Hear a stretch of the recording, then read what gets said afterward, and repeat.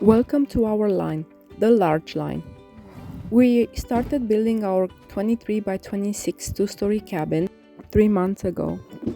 And now we are installing the rafters, which are pieces of lumber of 2 inches by 12 inches by 16 feet long, cut to roughly 15 feet. The peak of the roof is 10 feet high and the short side is 6 feet. We find a way of installing them safely by adding an extra piece of lumber on the top, and to be able to make the seat cut, we added an extra 2-inch piece because our seat cut is a 2-inch.